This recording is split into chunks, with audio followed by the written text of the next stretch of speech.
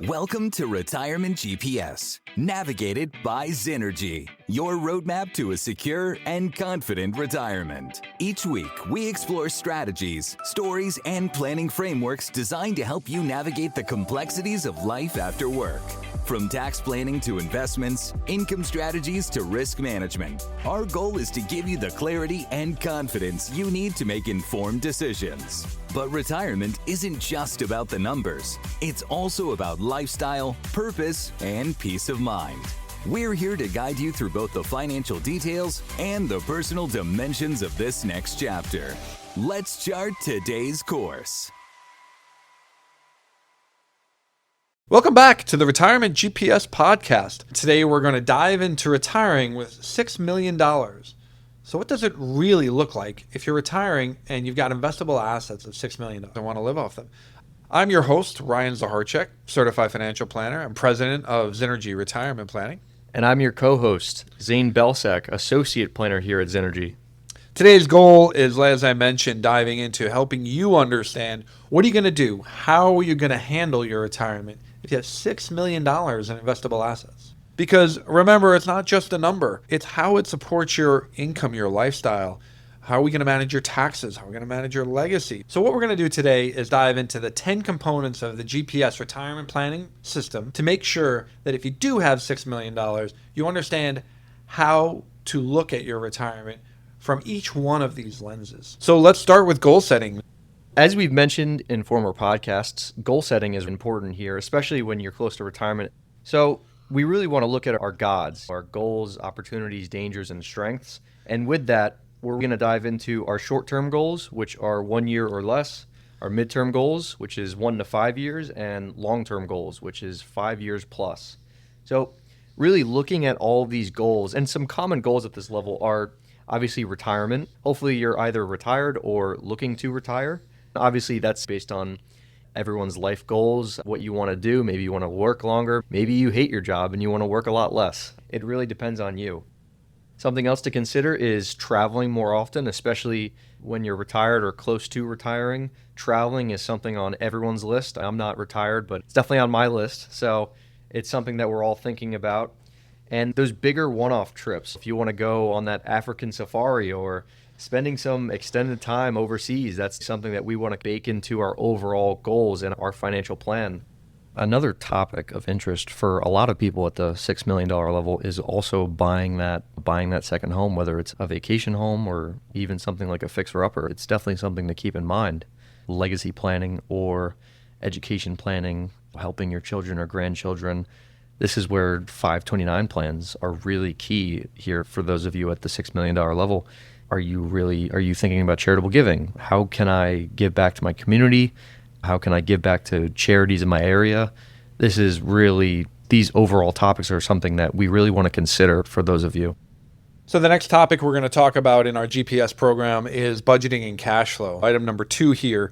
And there's really 2 ways that we do budgeting and cash flow in retirement planning. And we're going to start with the sort of safe, most consistent way of budgeting and cash flow. And that is our safe distribution rates. And then we'll talk about our guardrail system for people that want to spend a little more in their early years and don't mind the sort of highs and lows of dealing with the market fluctuation. But let's talk about our safe distribution rates. For safe distribution rates, studies have shown that it's 4 to 5%. 4 to 5% distribution rate will allow you a 30-year retirement, increasing for cost of living every single year based on what the current CPI is and growing your income over time. For somebody with $6 million, that's anywhere between $240,000 and $300,000 in income per year gross that you can draw from that portfolio. Most people have other sources of income as well, so that $240 to $300, as great as it sounds, that wouldn't even be it. You'd have other sources of income. You can also draw from Social Security or start collecting at whatever age you decide to collect. We'll talk more about that down the road. Pensions or annuities. So if you do work for a company and have a pension, that's additional income that will come on top of it. Monthly income from your portfolio alone, you're looking at anywhere in a range from $20,000 to $25,000 gross. And it really just depends. The 4 to 5%. 5% is a pretty safe distribution rate these days. So it really just falls down to how ironclad do you want your retirement to be? 5% is going to be safe 98% of the time. 4% is going to be safe 100% of the time. So it really just comes down to you. Remember, we're using history as a guide here, so I can't predict the future. I'm not telling you what future market performance will be, but we're looking at 150 years of history, which is really kind of all we can go off of when we're planning out the future. So that's where these 4 to 5% distribution rates come in. At this level, though, most retirees want, as Zane mentioned, their goals of more travel. You'll have more flexibility in what to do with your money. And you do have the ability to spend more in those early years when, as Zane had talked about on a recent podcast, the go-go years, right? These are the years that you want to do a lot of things. You want to travel. You want to be out with friends. You're going to be going out to dinner more. This is the time to do that. A lot of people, however, may want to spend a little bit more in the early years, in those go-go years. And they may say 4 to 5% is not going to be enough for me. I really actually want to take a larger distribution. What the maximum I can take without risking the structure of my retirement. We have another program for someone in that situation. That's what we call our guardrails program. In our guardrails program, we allow you to take up to a 6% distribution. So for somebody with $6 million, that's $360,000 that you can live off each year. But we put guardrails on it, which means the portfolio is at a certain level, let's just say $6 million, and you're drawing your $360,000. So you're taking your 6% distribution, but if the portfolio falls 20%, then you need to take a 10% decrease in your income. Now, a 20% portfolio fall for a relatively diversified or conservative portfolio is a pretty big fall. It means the market's probably down pushing 40% at that point. Not that it's impossible, but highly unlikely, at least in the short term. It could happen down the road. But the corollary to that is you're actually not going to get an increase either. So if inflation is high, if cost of living is going up, you're not going to get an increase unless your portfolio grows more than 20%. So we don't authorize an increase until you get a 20% increase in your portfolio. In this case, our guardrails are basically $4.8 million on the downside and $7.2 million on the upside. And you're going to take an increased distribution, and we just readjust to the 6% rate down at the $4.8 million. We're going to cut 10%. Just want to make sure that you understand that you're now subject to market volatility, which is something that a lot of people just are not comfortable with, which is why we don't typically recommend it. If you're very certain that you want to draw more money and you want to do a lot more things in the early years and you're comfortable spending less later, this is a good way to do it. Now, if someone were to go over that amount, and as you were saying, it seems like in a yearly basis, it's fine, but if you're to do it for a long period of time, you would run out of money, correct? No, not necessarily. And again, using the guardrails strategy, you actually never run out of money because every time you get to the point where the portfolio falls 20%, you're cutting your distributions. So you're always staying on top of cutting. And think about the old adage, if I go halfway across the room and then I go halfway again and then I go halfway again, I actually never get to the other side of the room, right? So if I'm using percentages and I'm constantly cutting based on reaching lower numbers. Now, the bad news is you may be cutting your income so much you can't even afford to live anymore, but you would never run out of money. Okay. All right. On cash flow and budgeting, we also do want to talk about budgeting. At these income levels, we really don't care if you track your expenses. That's not our priority. In fact, in financial planning in general, we don't care if you track your expenses. What we care about is if you're retired, it's really your distribution rates and that your distribution rates stay in line. If you're living comfortably off of what we're distributing, and at the end of each year when we do your analysis, we see that your distribution rates are in the safe range based on what we tell you, then we're happy. We really don't care if you track how much goes to eating out and how much goes to charity and how much goes to your water bill. That's not really our priority. So if you do want to track, we recommend using an app. There's multiple apps out there that will help you track. And personally, I use Rocket Money. We're not being endorsed or paid to recommend Rocket Money. It's not a conflict of interest for us. But we do let you know that it's a good tool. It's a great aggregator and budgeting app. Once you link your accounts, it tracks your spending from your credit cards and your checking and your savings accounts so that it sees all those transactions and you categorize them. Great tool with not a lot of work. All right, let's move on to number 3. In our $6 million retirement, we need to have some emergency reserves. That's really important. In our GPS system, it's number 3 on the priority list. So our rough framework for emergency reserves is we want 4% cash in the bank for an emergency, and then we want 4% in safe assets in our portfolio. So we have a total of 8%, which gives us roughly 2 years worth of spending. If we're spending at our safe distribution rates, that means that $240,000 in cash in the bank and $240,000 in safe assets in our portfolio. Now, in a $6 million portfolio, really the math's not complicated. That's 8%, right? Because it's 4 plus 4%. This is really helpful because what it does is it protects us against those market downturns, which is really where the volatility comes in that will cause us to lose sleep at night. We just don't want to have the losing sleep at night problem that retirees have.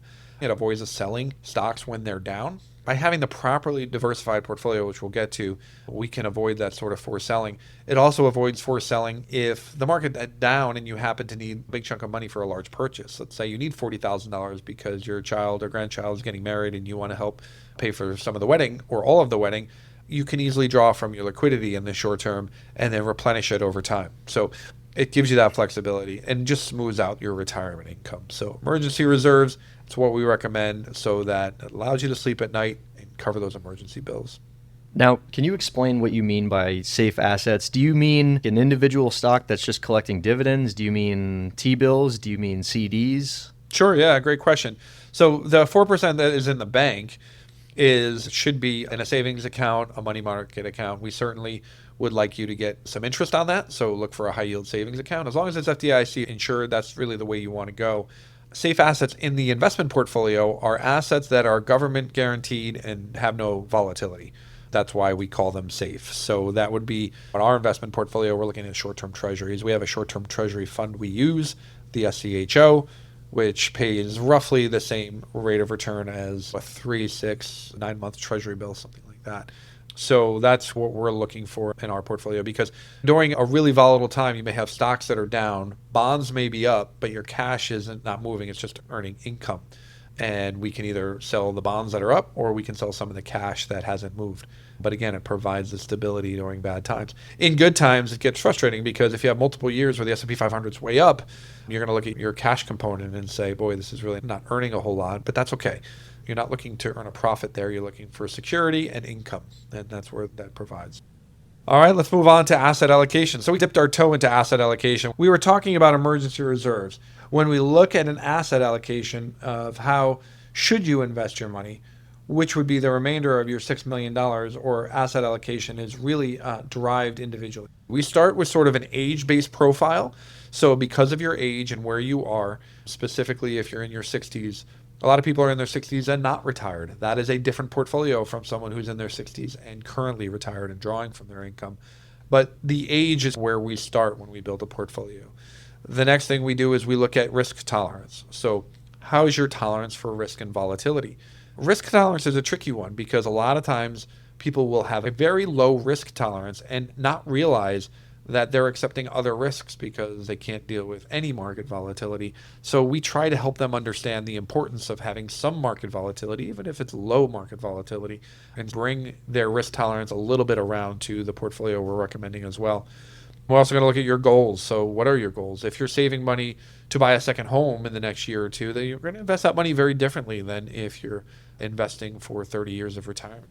And then lastly, your time horizon, which kind of goes back to your age and your goals. If you have money that is targeted to provide a stream of income, if you're not going to touch it for 30 years, or if it's got to provide a stream of income for the next 30 years, we're going to invest that very differently versus somebody who is only investing for a year or two. So those are really the components of what we're looking at when we build the allocation. The main priorities here, and obviously we don't have asset allocations that you can draw from. This is a podcast, so we're not going to talk through specific asset allocations. They're really designed for you. But it's important to remember that diversification remains the large priority. You do want a balance of stocks and bonds. We also encourage people to have some other diversifiers in there, such as REITs. So commercial real estate is a good diversifier, just to make sure that we're reducing volatility where we can, while also maximizing our return. But the diversification is far more important than the return, and it really is an essential component for an ongoing scenario. When you hit the $6 million mark, you should be comfortable with a lower return as long as you're managing volatility. Income stability is something, of course, that you want to make sure that we're providing. We need diversification, and that's going to provide us with that income. Now, a lot of people think that means put all my money in dividend stocks or put all my money in bonds to pay income. No, that's not exactly the case. We just want to have different things zigging while other things are zagging, which means if the market's falling, we want bonds that typically are negatively correlated that go up when stocks are falling. Certainly, we do like income-producing assets as well, but our entire portfolio should not be made of only income-producing assets, or you may actually really struggle with return. We care more about total return than we do about actual income, so that's what we're looking at. Rebalancing is essential and should be an ongoing component. We've talked about rebalancing a lot in prior podcasts. If this is your first podcast with us, rebalancing is basically selling what's doing well, buying what's doing poorly to bring your allocation back into line. And what a simple example of that would be is 50% stocks, 50% bonds. Stocks fall 10%, bonds rally 10%. I'm going to sell some of my bonds to buy stocks, okay, and buy stocks at lower prices. It forces you to sell high and buy low. Most people don't want to do it. In fact, I've had people get actually indignant about the fact that they didn't want to sell something that was doing well to buy something that was doing poorly, when that's exactly what buying low and selling high means. So it's a tough thing to get people to understand logically when they are so emotional about it. And then the last is, of course, tax efficiency, understanding when to rebalance and when to manage that tax efficiency. If you're in a retirement account that's qualified, tax deferred or tax free, you don't really have to worry too much about taxes. You just buy and sell as necessary. If you're in a taxable account, we tend to let our asset allocation drift a little bit further, so we don't rebalance until there's a 30% drift before we actually look to rebalance a taxable account, so we don't trigger those taxes as often. Is that where tax loss harvesting comes in? Tax loss harvesting is a totally different topic. We'll get to that when we get to taxes, but tax loss harvesting will come in at the end of the year. That's not really much to do with rebalancing. It really has more to do with realizing tax losses. So we'll talk about that in a minute. But just make sure that you understand volatility should be managed but not eliminated. We're okay with some volatility to some degree, but at this level, we should never really accept excess volatility in order to reach for returns. That's just not our goal here. We're trying to maintain your net worth, maintain your lifestyle, maintain your income. All right, we're going to talk about retirement planning and distributions. The interesting thing here is we've already spent some time on this in cash flows. For retirement planning here, it's really about distribution rates. It's a 4 to 5% rate we talked about, or the 6% if you're going under the guardrail strategy.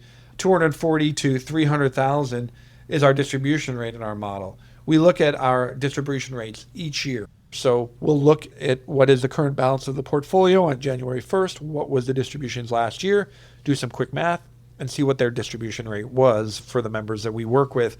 And if it's high, we have a conversation, right? If it's low, of course, we'll also have a conversation. It'll just be a different conversation. Maybe, hey, you want to spend a little bit more. So we do have conversations trying to keep people in the comfortable range. Social Security is also really important when we're talking about retirement income. We touched on it earlier, but we have done a prior podcast on Social Security. So make sure that you're taking a look at and listening to our prior podcast so you understand our Social Security strategy. But there is really no one right answer to Social Security. We don't have the right answer. I wish we did. If our clients could say, I'm going to die on this day, we could do some simple math and tell you when to collect Social Security. When's the optimal time? But the truth is we don't know that. It's one variable that we have to guess at. We have to use probabilities and statistics and history to go off of. But typically when it comes to married filing jointly, we tell people consider the person with the larger benefit delaying till age 70. That is a benefit that sticks around the longest. And the person with the smaller benefit collect a full retirement age so they don't get penalized if and when they do take that larger benefit. And what I mean by that is if a husband in this example has the higher benefit, the wife has a smaller benefit, and the husband delays till 70 and lets that benefit grow, if he dies at 71, but the wife lives to 95, his benefit becomes his wife's when he dies, and that benefit then lives on for another 20 plus years, which makes it far more valuable on the delay. That's where it can be really valuable. Obviously, there's personal factors that play into this, so your health, your capacity for cash flow. If you don't have enough cash flow to pay the bills, that's an important factor. And then, of course, the economy and the markets. If the market's crashing, if we're going through a really bad bear market, turning on Social Security earlier may be really beneficial. So that you'll have to discuss with your planner and make sure that you have the right strategy in place to take advantage of these opportunities available to you in Social Security. There's really no way to have a rule of thumb for this because literally everyone is different. Everyone has different rules. If you're single, you would collect differently than if you were married. You're absolutely right. And that's why rules of thumb in general in financial planning are tough because a lot of people will come to me and say, Susie Orman says this. And I say, did Susie Orman look at your financial plan and your financial situation? And the truth is, advice, even this advice that we're giving over a podcast, is very general advice. When you dive into an individual's circumstances, the rules of thumb go out the window at that point. You can start with a rule of thumb, but you have to play around with it based on the individual circumstance for sure. So it's a really great point. We also have to understand that RMDs will grow. RMDs stand for required minimum distributions. They occur between the ages of 73 and 75, depending on your birthday. For people in their early 70s now, it's 73. And basically you have to take, based on the formula that is currently out in the IRS tables, anywhere from 3.77 to 4.07 from your IRA in that year. And each year that percentage changes. It grows as you age because it's based off your life expectancy, which gets smaller and smaller as you age. And you have to take that percentage from your portfolio, specifically from your retirement account. Okay, these are things that if you are already drawing from your IRA, then there's a chance that you are already satisfying your required minimum distribution based on your just normal distributions. But if you're not, this may be extra income that you didn't account for that should be considered from a tax standpoint, because it can create extra taxes and extra payments on your Medicare premiums, IRMAs it's called. So just want to be careful and understand that this is coming down the road. And that could become a really big problem. It seems great, like free money every year that you need to live off of. And Ryan, we've seen this multiple times when people have such a big IRA and they have to start collecting these required minimum distributions. It does add up, like you were saying. Yeah, it does. And it actually can create a bit of a tax problem and an IRMA problem. People are saying, I used to pay $100 or $200 for my Medicare premiums, and now I'm paying $500. What happened? And this can be one of the reasons why. The last thing that we want to think about is our distribution strategy. So we really want to focus on where our income comes from. Most people that we work with anyway have different types of accounts from a taxability standpoint. So they may have a pre-tax IRA, they may have a Roth IRA, they may have a brokerage account, they may have some savings. So we want to manage that to make sure that we're in lower brackets. We're reducing those Medicare premiums we just talked about and keeping taxes as low as possible. It really does get tricky, and this is where rules of thumb really just don't apply. You really have to look at an individual situation and look at all the breakpoints and thresholds. If we can manage it properly, in today's world, especially for New Jersey residents, we try to keep the taxable income threshold below $150,000 because there's a lot of New Jersey property tax relief programs, New Jersey property tax freeze as an example, that phase out at $150,000. And on top of it, the federal senior deduction, which is an additional plus up on your standard deduction of $6,000 per person, phases out at $150,000. There's just a lot of things that that we want to be sensitive to when we're figuring out how much income do we want to actually proactively recognize in any given year. So I don't have a good hard and fast answer for you. What I do recommend that you do is look at your particular situation and figure out where those breakpoints are, those thresholds, and if you need help with, that's something that we help with and other advisors should be able to help with. Item number 6 of our $6 million retirement plan is risk management.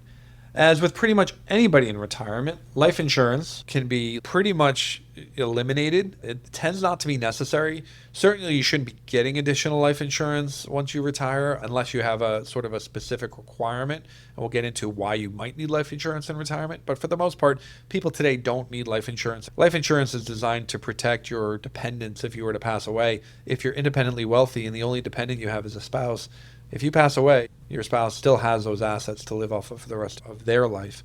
But situations where we might recommend life insurance is if you have significant estate or death taxes. If you have $6 million in investable assets and assume that you don't have another $24 million lying around somewhere, since the federal threshold is $30 million for a married couple, then you shouldn't have that issue. It really just shouldn't be an issue. Some states do have, like state of Pennsylvania, you may have a death tax of 14% if you leave assets to a non-Class A beneficiary. So that may be something that you want to consider life insurance for, but even that should be relatively minor. And then if you're the owner of a closely held business and you want to have life insurance as sort of a key man life insurance, or to make sure that the company can survive without you in the short term while they need to hire and do the different things they need to do. Certainly that's an avenue that would be worth exploring, that we would want to look into. But otherwise, probably not necessary. Healthcare is really important. And obviously for anybody 65 or older, that's where Medicare comes in. I'm not going to spend a ton of time on this because we do have other podcasts that talk specifically about Medicare. but you're going to have your Part A, which is your emergency coverage, Part B, which is your day-to-day doctor visits coverage, Part D is your drug plan, and then a supplemental plan to fill in the gaps for Medicare. So you want to take a look at Medicare, really make sure that you're covered if you're 65. If you're not 65 yet, then you just need private insurance in the short term until you reach Medicare age. Very recommended that you visit a broker too, right? Yeah, great point. Talking with a broker who specializes in Medicare is a great idea because they can make sure that you're getting the right supplement for what your needs are and make sure you get the right drug plan if you're taking any recurring drugs. Long-term care, typically not something that we recommend for somebody at this asset level. And the reason why is relatively simple. When it comes to long-term care, we're mostly worried about bankrupting a spouse. Long-term care is always a risk, right? There's always a risk that I need to go into a long-term care facility because I can't take care of myself. And in the long-term care terms, it's called the 6 activities of daily living, which is things like toileting and eating and transferring. There are certain things I just can't do for myself day to day, so I need to go in a facility where I need help, or I need to bring someone in the house to help me. Studies show that if you do go into a facility, and costs are very high if you do, that you have about an 80% chance of passing within 3 years. People don't go in a long-term care facility when they're young and healthy. So 80% chance of passing within 3 years, 98% chance of passing within 5 years. Let's just say the risk is 5 years, right? The risk that I'm going to be in a facility for 5 years is what I want to cover. And in New Jersey, we use roughly $10,000 a month of cost for a long-term care facility. And if we multiply that out by 5 years, it's 60 months, it's $600,000 that we're on the hook for if something were to happen to us. For somebody with $1 million in net worth, a married couple who are living off that $1 million, if they don't have long-term care insurance, what happens if the husband needs the long-term care and goes into the facility? They're basically risk bankrupting his spouse because his spouse doesn't have enough money to live after he passes. And for somebody with $6 million, they can comfortably pay that $600,000. They may not want to, but they can comfortably pay that $600,000, and the spouse can still live comfortably because theoretically there's $5.4 million remaining at the end. And then there's still plenty to leave to their heirs. Long-term care is an expensive proposition. If you do go buy insurance, and I'm not saying that you shouldn't, you can if it makes you feel more comfortable, but be prepared to spend $4,000 to $5,000 a year in premiums per person. These are not cheap premiums. It, of course, depends on your age. If you're getting it in your late 40s, early 50s, you're going to spend a lot less. But if you're getting it in your early 60s, that's about what you can expect you're going to spend. If you're trying to get it in your 70s, good luck. You're probably not going to get approved. Exactly. So it's not something that's palatable, and that's how we think about long-term care, especially at the $6 million level. And then, of course, property and casualty. So home, auto insurance, make sure that you've got standard coverage there. And then we want an umbrella policy. Now, most people will say, hey, get an umbrella policy to cover the entirety of your net worth. We don't think you need to take it to that extreme. If you got $2 or $3 million umbrella policy, that should be more than sufficient. Umbrella policies tend to go on top of your liability coverage for your auto or your home, i.e., let's think of it this way. If somebody comes to your home and trips, God forbid you live in a house that is on a waterway and you have a boat and someone falls off your dock and dies, you could get sued for that, for sure. And that's a liability that your homeowners would cover. The umbrella would also go on top and supplement your homeowner's policy. The chance that you would get sued for $4, $5, $6 million would mean probably very rare. It would mean probably gross negligence on your part for some reason. $2 or $3 million really covers that need because, again, if you already have $1 million in homeowners insurance plus $3 million in an umbrella, now you've got $4 million of total coverage, and it's going to cover 99.99% of the lawsuits that you would expect to experience in this area. So that's how we think about it when it comes to risk management. If you want to take it up to $5 or $6 million umbrella policy because it makes you feel comfortable, God bless you, go for it. It probably is not going to cost you a whole much more over the $2 to $3 million policy, so you can go out and do that if you'd like. All right, number 7, we're going to move on to tax planning. So at this investable asset level, I personally think this is probably the most important component, which is tax planning. It's the low-hanging fruit for how do we maximize how much money or optimize how much money we're able to keep in our pocket, how much money we're able to get each year. Now, growing your portfolio, of course, is important.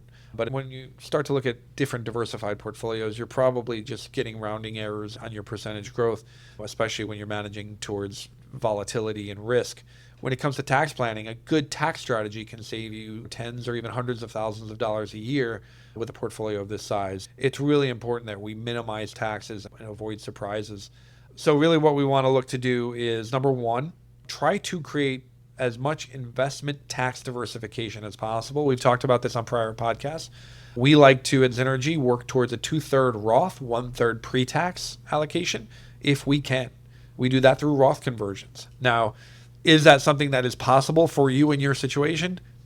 Probably not. And I'd say probably not, because for most people that we work with, if they're already retired or near retirement and they're already in their 60s, it can be really tough to, if they have, say, 3 million or 4 million in a 401k, you've got 6 million in investable assets, a big chunk of that is in pre-tax. If you haven't proactively been saving in a Roth, which means it's going to be really tough to get 3 to 4 million moved over to Roth during any period of time, we look to get as close to that as possible. Even 50-50 is fantastic. So that's really what we're going to look to do. If you are continuing to work or have even just working part-time, working as a consultant, if you have some income and you don't have any IRA yet because it's still in a 401k, you might want to look into doing either a Roth IRA contribution, or if you make too much money for that, then a backdoor Roth IRA is an option as well. A little more sophisticated strategies, but two great options for you. The next tax strategy that Zane mentioned earlier, which is always a good one for us, is our tax loss harvesting. It's ahead of the game. Yeah, jumping the gun a little bit, but that's always a good thing, thinking ahead. Tax loss harvesting is taking a look at the end of the year at our portfolio and saying, hey, where do we have capital gains and do we have any capital losses? If we have any capital losses that we can trigger, and let's say recently it's been our bond funds because interest rates were rising. So if we have capital losses in our bond funds, we can liquidate that fund, buy another bond fund that is equivalent but not identical, and then recognize those losses in the year without losing our bond portion of our portfolio. So let's use an example here because it's a little bit complicated. Let's say that I have the Schwab Total Bond Market Index in my portfolio, which is, it's got some treasuries in it, it's got some corporate bonds in it, it's got some municipal bonds in it, some mortgage-backed securities, it's got different types of bonds, which we like to have in our bond portfolio. But let's just say that bond fund is down since we bought it. And we could recognize a loss of, say, $30,000 because our portfolio is pretty large and that loss is a couple percentage points. And even by recognizing that loss, we have to sell all of our bond fund, right? So we're now out of bonds, which we don't want to be. But we do want to recognize the loss. We'll sell that bond fund and then just go buy a 10-year treasury fund. So we'll buy a fund that has 10-year treasuries in it, very similar to the total bond market index that we just sold, but not identical. So we don't really risk a wash sale exemption by the federal government. We trigger our loss, we buy the new bond fund, and we hang on to it for more than 30 days. 30 days is the wash sale rule. We cannot go buy that old fund we just sold within 30 days and recognize the loss. So after 30 days, we can move back to the total bond market index, and we recognize a significant loss last year that will offset either any gains or that we can write off against our income to some degree. All right, so it's a great strategy and something that's relatively easy to do. Tax diversification across account types is something that can be done. We don't always do it. We don't necessarily recommend it for small portfolios. When we're hitting 6 million, we may want to start considering it. What that means is putting income producing assets. We're going to still have the same asset allocation, right? We're just going to have it across different account types. So we want to put, say, more aggressive funds in our, say, Roth IRAs so that when they grow, and they're going to grow theoretically aggressively, they're going to grow tax-free. We want to put income-producing assets in, say, a pre-tax retirement account because as income is paid in dividends and interest, we're not recognizing it in our taxable accounts. They also are the type of accounts that don't tend to grow as much, the type of funds that may not grow as much. We don't want them in the Roths. So diversifying across accounts can be a valuable tool for tax management as well. Donor advised fund. That's a big one here at Zynergy for people that have charitable inclinations. Instead of making a $4,000 charitable contribution every single year, you can make a $40,000 contribution today using some of your investable assets. Take that deduction now and possibly even use it to do some Roth conversions, as we talked about earlier, and make the $4,000 donations each year to drain that $40,000 donor advised fund over time. So we're basically chunking our charitable contributions all at once. Along the same lines are QCD, which is qualified charitable distributions. Qualified charitable distributions are designed for people 70 and a half or older that are potentially eligible for RMDs, required minimum distributions. Instead of having to take that money, they can write a check directly to a charity from that IRA. And by writing that check to the charity from the IRA, you're not recognizing the income in that year. It's just purely a tax-free donation to the charity, which is great because not all charitable deductions are 100%.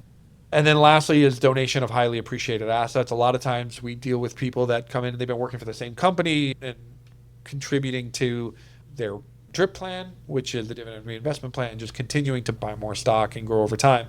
With people that worked for Home Depot and for Johnson and for Yelp and accumulate these huge positions and have huge capital gains. So if they sell some of the positions to trigger or rebalance, they're going to trigger these capital gains and big taxes as well. So we can actually donate some of that stock directly to the charity and avoid those capital gains and get the write-off. So it's kind of like double dipping, which is a nice way to avoid taxes. So with $6 million, these are some of the tax strategies that we would look at that are just really important for minimizing and optimizing what we have.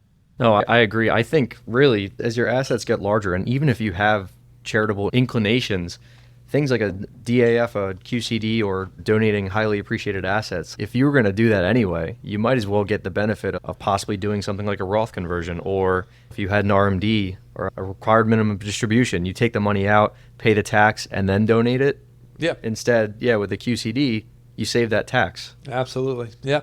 And these are like little strategies that sometimes just get overlooked because people don't even know they exist. Exactly. Talking with someone that understands them can be really important. All right, let's look at estate planning. Estate planning at this level can be relatively simple. And I say can be because if you have a simple situation, we call a simple situation a sweetheart situation. Married couple, everything goes to my spouse. And if my spouse predeceases me, then everything goes to my children. If you are a married couple with children, then this is easy, right? It tends to be a simple situation.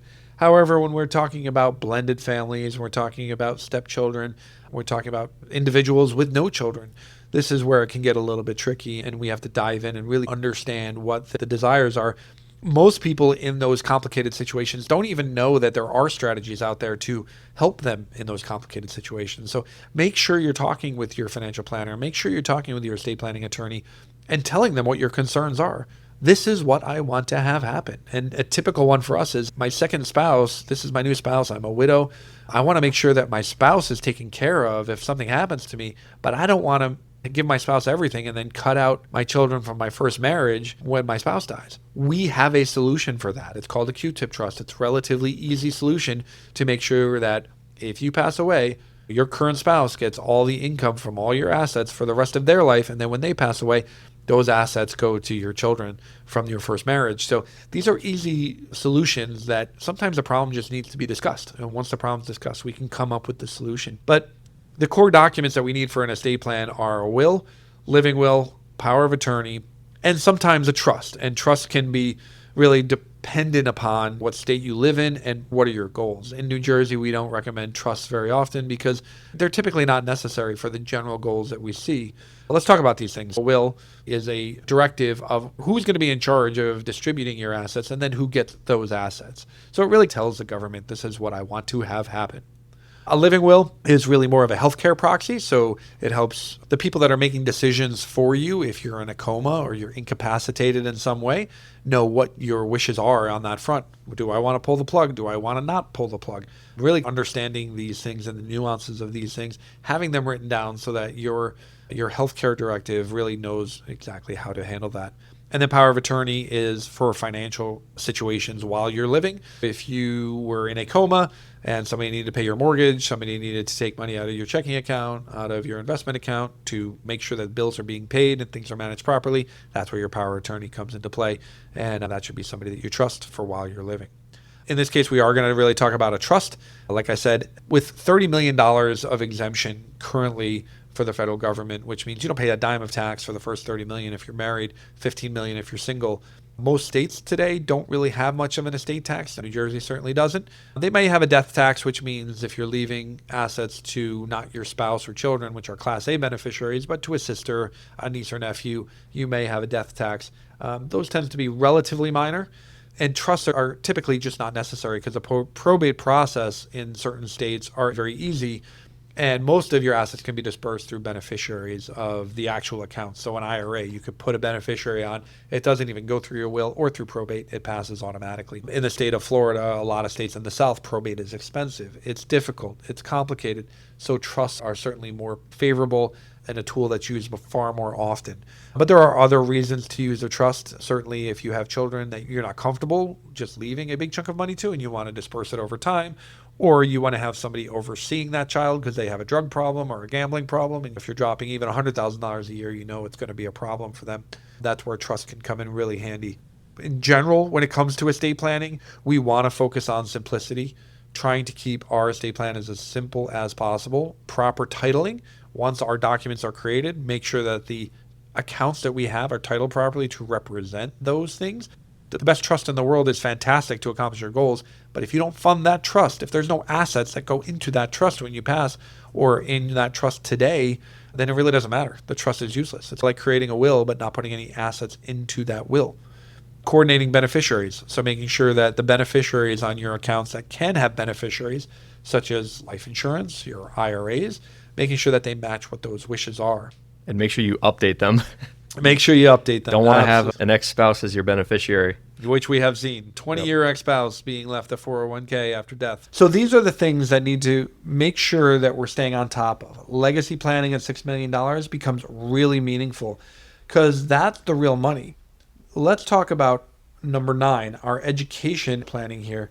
Number 9 is not something that comes up a lot with somebody with $6 million. However, if you have grandchildren, if you have children that are in college or grandchildren that you want to help, 529 planning can be really valuable here. Education through a 529 is a common goal.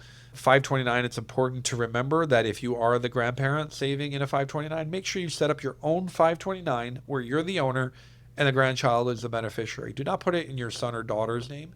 A lot of people will just say, I'm just going to gift it to my son and then put the 529 in their name. The problem there becomes when they go off to college and they fill out a FAFSA form, now that 529 money goes on the FAFSA form. If you're a grandparent, it is not included on FAFSA in any way, shape, or form. Now, you might say, well, that's not a big deal. My son or daughter makes a lot of money and they're not going to get any financial aid. You just don't know that. And that is potentially not the case, especially if you have a very smart child going to a school that really wants them. They may throw a fair amount of money at them, but if they have a lot of assets, they just may not get the same opportunities. Don't shoot yourself in the foot. Keep it in your name. Gifting, it is definitely something that's interesting to people at the $6 million range.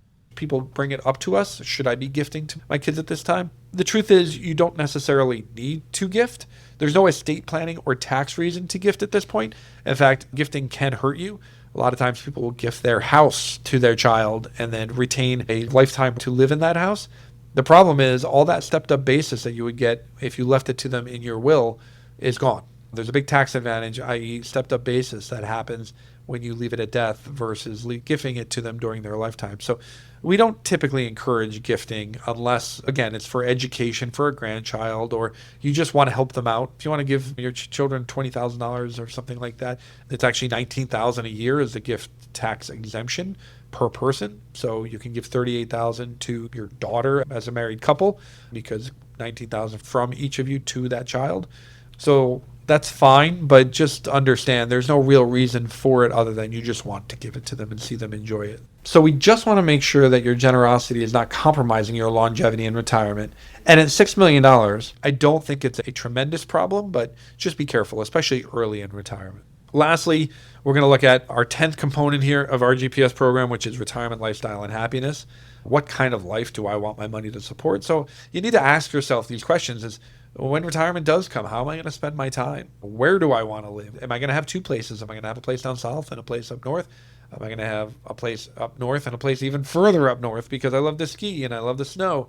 How often do you want to travel? What does travel look like? What does a travel budget look like? What does a meaningful week in retirement look like to you? Where do you spend your time? What percentage of time do you spend doing this versus that? What percentage of time do I spend volunteering because that's important to me? Or do I spend with my grandchildren because that's also important to me? What am I doing on a Tuesday morning at 10 o'clock? These are the things that you want to start thinking about before you retire, if that is the case and it's not too late for you, is start thinking about what do I retire to, not what am I retiring from. We all know what you're retiring from, the day-to-day drudgery of the job that you're ready to be done with. but what am I retiring to? What is my purpose? What is my passion? What's going to give me pleasure? At this level, your lifestyle flexibility expands. You have the money to do the things you want to do. So what are those things? Make sure that you have that written down. Make sure that you've thought it through, because money itself is not going to provide you purpose. It's the time now. These two resources go hand in hand, money and time. And it's the time that we want to focus on. What am I going to spend my time doing? No, I agree. And it's really keeping that important retirement lifestyle active, having that more consistent travel, really that strong flexibility in spending, as you were saying before, charitable gifting. But it's really important to keep in mind, even with $6 million in investable assets, it doesn't necessarily mean unlimited spending. You can't buy whatever you want. If you're spending more than you make, then you will run out of money either way. It doesn't matter how much money you have. It also means keeping a good eye on your property, making sure that everything is, as we were saying, titled correctly and maintained, making sure that it's passed off correctly. And also very early gifting in your retirement is important too, because if you run out of money before you actually get to the end of your life, then you're out of money. There's no way to get around that. So it's really making sure that you're on top of your expenses. Yeah, absolutely. I know the $6 million does a lot of things, and Zane's giving you the cautious outlook, which is very true. We've seen people, even with a lot of money, overspend. There are some pitfalls, but just know it can provide you with a really comfortable retirement, and you've reached a very significant milestone to have $6 million in investable assets and to be either thinking about retirement or in retirement. I have to congratulate you. It's a big step and it's a big milestone. You're setting yourself up for a very comfortable retirement. I want you to enjoy it. But remember, it's not money itself that provides fulfillment. It is what the money can do for you. And as I mentioned earlier, it's the combination of money and time. So how are you going to spend your money and how are you going to spend your time? Make smart decisions using the 10 components of GPS that we talked about. And I'm confident that you'll be able to live the retirement of your dreams. And as always, our goal at Zynergy here is to simplify that complexity. So if you have questions, if you want to learn more, give us a call. We can talk your retirement through with you. And in the meantime, keep learning and keep planning. Thank you for listening to Retirement GPS, navigated by Zynergy. To explore today's topic further, visit our blog mile markers at zynergyretirement.com/blog, where we offer detailed strategies, examples, and downloadable tools to support your retirement journey. Follow us on LinkedIn, Instagram, and Facebook at Zynergy Retirement Planning for weekly insights, checklists, and planning reminders. If you found this episode helpful, please subscribe, leave a 5-star review, and share it with someone planning for their future. Until next time, keep navigating toward a confident retirement. This podcast is for informational purposes only and is not intended as investment, legal, or tax advice. Listeners should consult their own financial, tax, and legal advisors before making any decisions. Zynergy Retirement Planning is a registered investment advisor located in Red Bank, New Jersey.